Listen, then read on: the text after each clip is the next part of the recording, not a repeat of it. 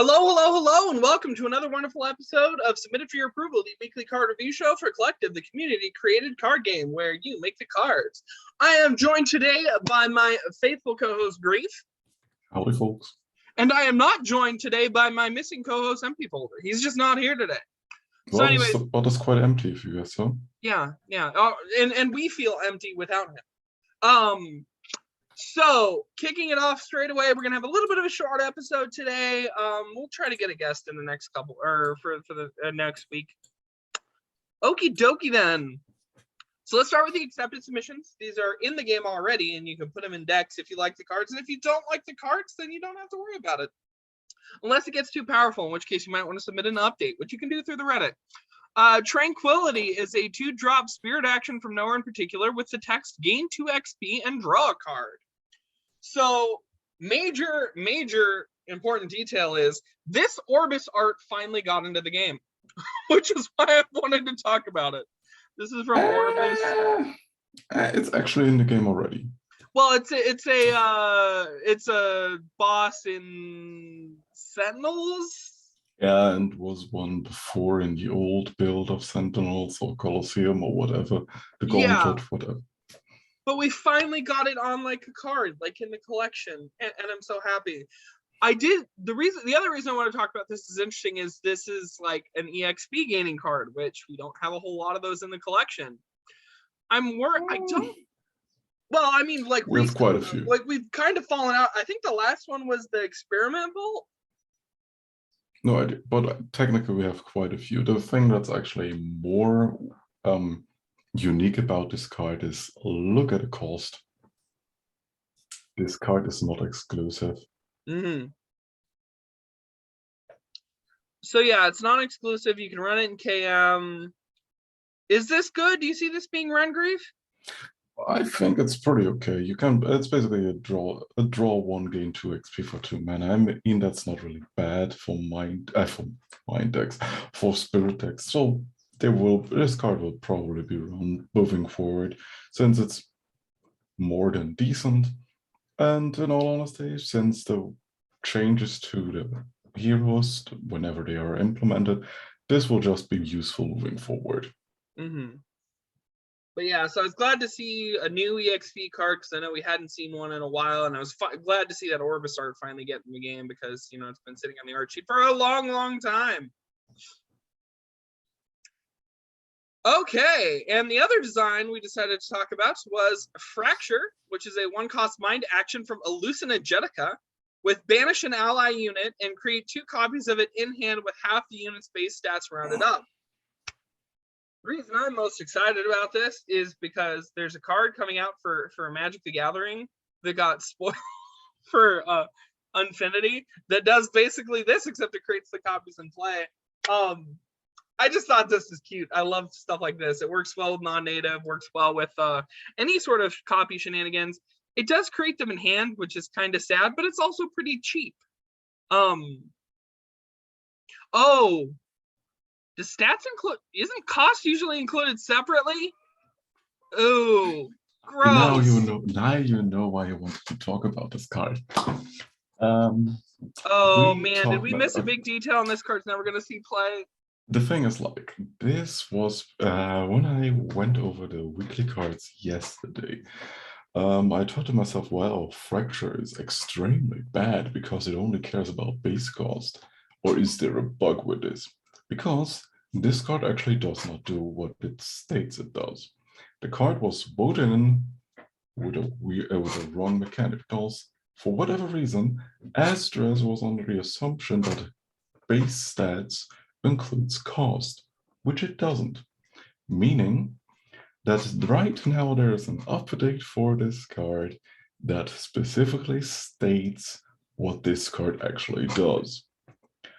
Because this is actually not a cosmetic update, since changing the text to fit the ability wouldn't be a cosmetic update or a bug fix. It's only done vice versa.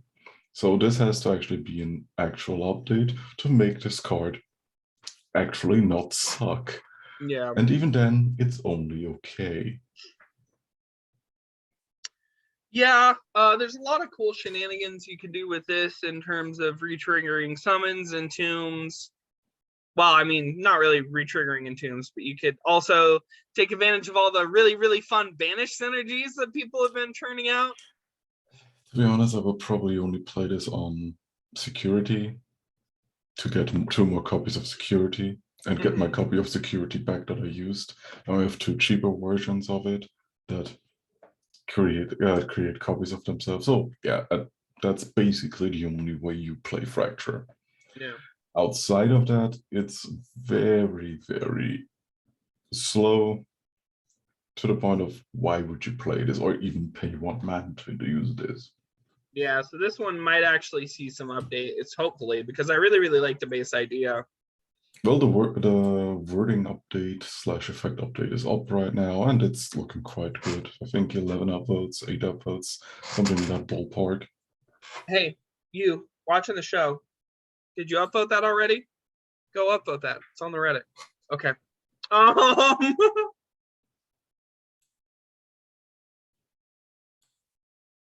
Okay. Now we're going to talk about the so yeah, upvote the thing. We're going to talk about the active submissions. These are available for you to upvote on the Reddit, and these will put the cards into the game if you like the cards, and if you don't like the cards, then you want to downvote them. But for some of these, you shouldn't do that because these are good cards, and we're gonna show you why. The Trading Addict is a 3-drop mine 3/3 psychic aberration from Gestalt with active. Exchange a card in your hand with one that costs less than it in your opponent's. Both cards retain their cost. So I think this is so cute for so many reasons. Obviously taking advantage of the Gestalt, like cost increase, cost decrease stuff that we've been kind of like seeing in the works. I think, you know, we've seen Empty talk about that. I do love Spike for just being such a sweetie and arting this up because it's such a pretty card. And just this has a lot of fun synergies, and of course, because the way the exchange works, it's also non-native, which is helpful for some of my stuff. So I think this is pretty flexible in the kind of cases you can use it. Obviously, if you're just running like big cost whatever deck, you can throw in a couple cards that are just less valuable for your opponent. There's all sorts of things to do with this. Grief, what do you think of this design? Cool design from a play perspective, from the perspective where you know how this effect actually plays out. I'm eternally screaming right now, and I'm pretty much in pain. Because to explain to viewers that aren't completely aware of what exchange does, this banishes the copies that were targeted and creates new ones for the players, because control, change, and ownership doesn't actually matter in the game. They are properties in the card creator, but functionally infunctional. To the point where this can lead to weird and unforeseen interactions, which may be cool in one aspect, like let's say you're giving stuff away like an in-hand triggering, what's it called? Again, I just talked about it.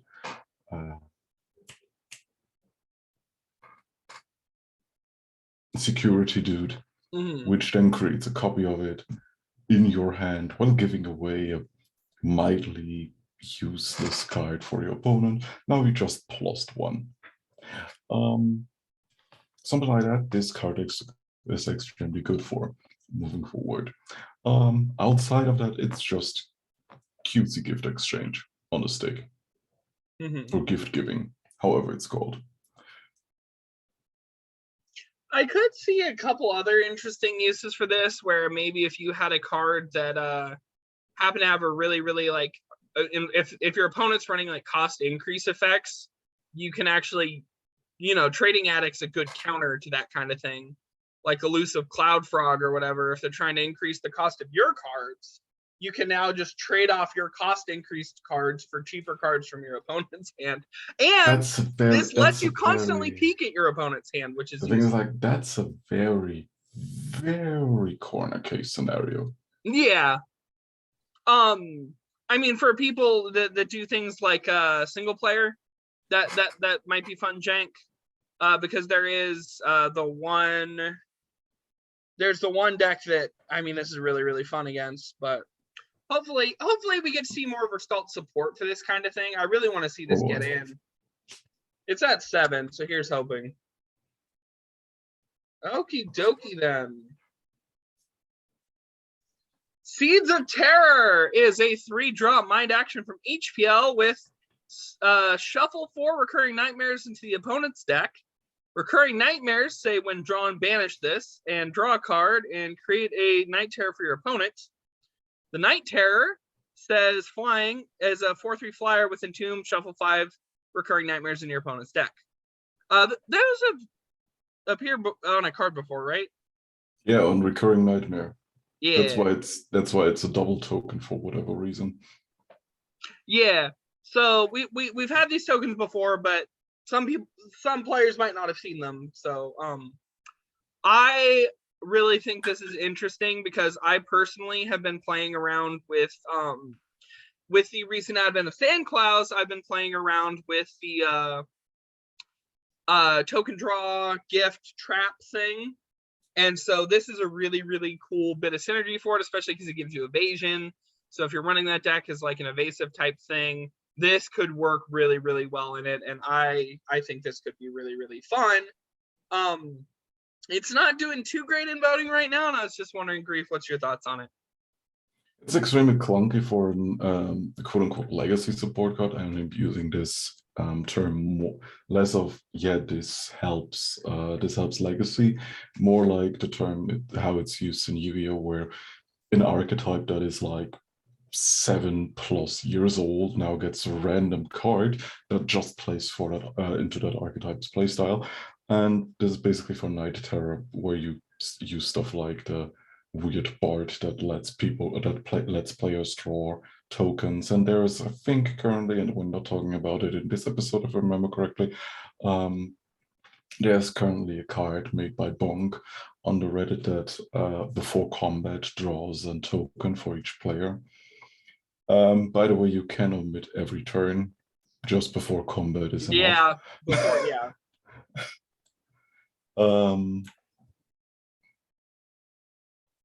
So this is just something for this quirky, forced to draw token deck. In that case, that's fine, cool and all, but there's too few moving parts for that, even after rotation, because, oh yeah, surprise, rotation hit for everyone who didn't know. So this has its work cut out for it. I think there needs to be at least 1 to 2 more cards supporting this specific one in the game before you can really think of putting stuff like Seeds of Terrors in. I personally, I mean, of course, I'm just playing around with this in single player. I think this is good.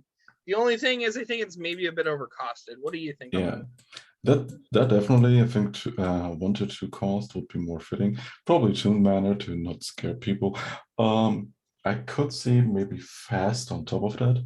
So we can actually play this for 2 mana, create a 2, shuffle 2 into their opponent's deck, and then maybe let people force draw stuff afterwards. So you can actually combo this into something. That would probably be the best way to, well, quote unquote, fix the card or make it more useful. Yeah, 2-drop fast would definitely be how I would go with this. I think as it is, it's just too clunky and too slow. I can see your argument about not enough support, though, and I hope that people are up to changing that because this could be a really fun archetype. Seeing Mind Traps would be really, really fun. Maybe we could do a little cosmetic on there, maybe? Think about it. The Madam of Metals is a 4-drop Mind 4/5 robot golem from Adiv. Been lost since we heard that name. With Leap, Ward, and Summon Scout a Robot. Create 3 copies of it in your deck. Shuffle it. I wanted to love this card. It says the word Scout. It doesn't say the other word on it. You know, the word I like seeing was Scout. But I think this is really interesting, and I just kind of wanted to talk about it. I feel like the biggest hit against it, it's sitting at 0 right now, is that it creates them in deck when, like, does it need to do that? Like, why is it, what do you think, Grief?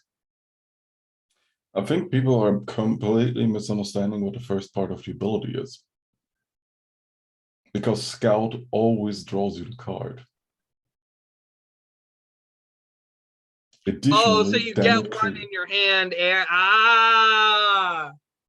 yeah, because I guess the problem with that is how we've used Scout is kind of ambiguous because it's normally like that's been a recurring issue where people, and it's not just with this card, but other cards that utilize Scout and were worded in a way where the card wasn't added, and people were basically looking at it as it's not being added and overvaluing it. In this case, people are probably undervaluing it for the most part because people forget that Scout a card always adds the card to your hand, and everything that additionally does something with copies of that scouted card is added on top of that. So basically this creates 4 cards for you, 3 in your deck and 1 in your hand. Yeah, so the one thing this needs, I think maybe for clarity's sake, is like or I don't know. I think maybe play around with the wording to get it to where that's more clear. I can see the argument that that's just people misreading the card, but The thing is, the wording as is correct. Yeah. It's probably just people always forgetting what Scout does actively. I think even Vujek, when they were going over the card, because it was initially costed at 5 or so, which made it without, I think, a specific keyword or so, I don't remember. But it was heavily overcosted for what it did at that point. But even for an instant, Vujek forgot that Scout actually puts the card into your hand. So yeah, actually this card is a perfect package for what it does. It's probably A, people not really understanding Scout, and B, those who do probably overvaluing it because of the fact that depending on format, now with standard post rotation, the pool of scoutable cards is way smaller than in Legacy, where you can actually scout from the entire pool of cards. Or entire pool of robots in this case. Yeah, so I like this card a lot more now that I know it does that. But I guess it's just a matter of like wording stuff. So you like the card? You think it's a good package? I think it's totally fine. So there's some feedback on that. Okie dokie then. Second half, starting up Grief's picks. Hit that button. Paste and go.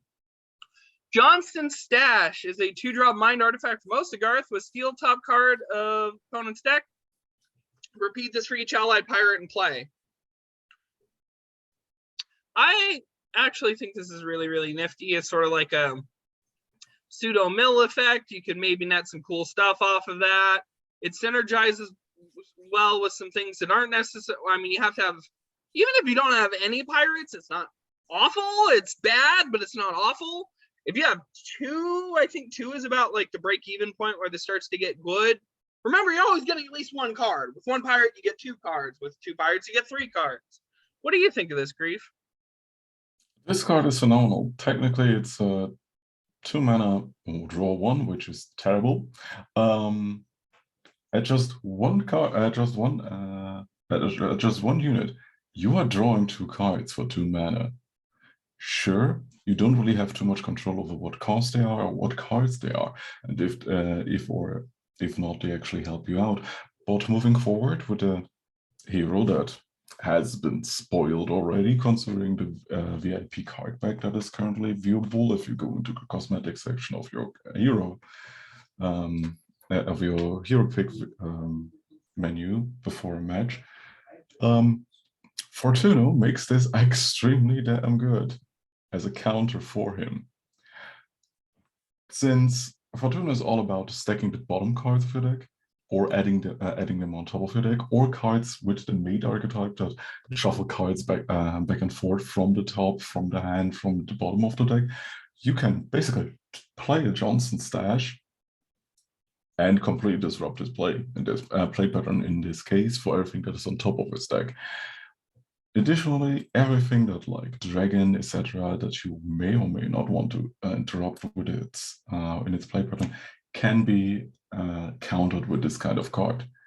This is an extremely interesting meta pick moving forward if those strategies become more prevalent. If not, it's just a good card draw engine for created cards, non-native ones, or for pirates as a draw engine. Yeah. So I don't know. I think it's interesting. And it's sitting at 9, so it'll probably get in. So guys start thinking about pirates, maybe from both a brewing perspective and a designing perspective. Plus, I do like that, I did have a little bit to do with the first card, so I'm very glad to see that it's continuing. I mean, it was Azdras's design, but it's just still makes me happy. Okay, the Vitality Crystal is a 2-drop Spirit 0/2 crystal from Xandar. Haven't heard that name in a while, actually. With Splash, if the Splash card was a unit, give it +2 HP, and this takes 1 damage. Splash, for those of you who don't remember, is this effect triggers when you play an off-affinity card. So, Magneter's back doing Xandar stuff. It's been a minute, and we're doing these crystals, and these crystals have splash effects. So there's that. I don't really know much how to assess viability on this kind of thing, so I'm going to let you talk on it, Grief. It's cute. I think it's an interesting jumping off point to go back or to revisit Splash again. Is this helpful? Maybe for that. Outside of that, it's basically just giving you 2 more stat points for an extra cost on a card that you want to play off Affinity.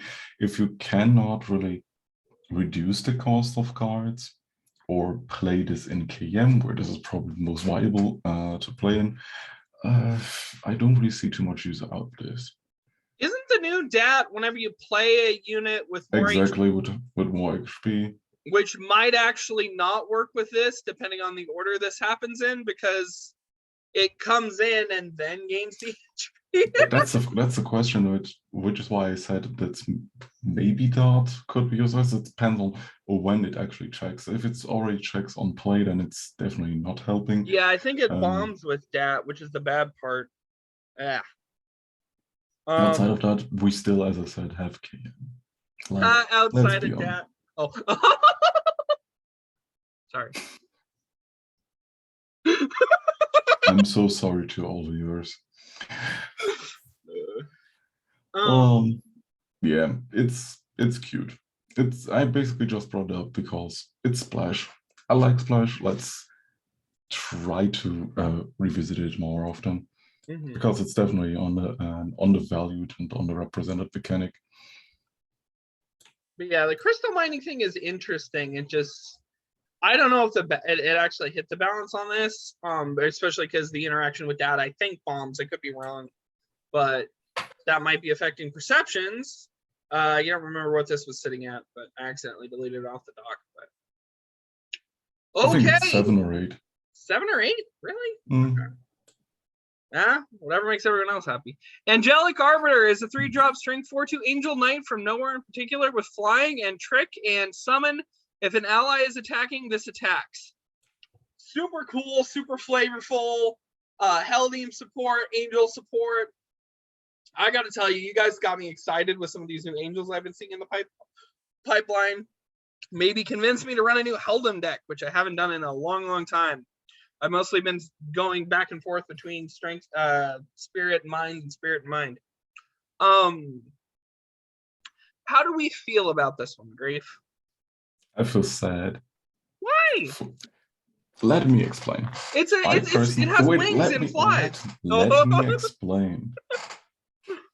I like Angels a lot. I have a shit ton of Angels collected in that specific corner, by the way. Outside of that, from a gameplay perspective, I adore Trick. It's one of the coolest mechanics that were ever introduced to the game. What I hate the most is that Trick cards cost 3. And this is basically the detriment of this card. This card is so damn shit and weak because it costs 3 and it's scaled to that cost. This card should probably cost 2 and be scaled down for that purpose also well.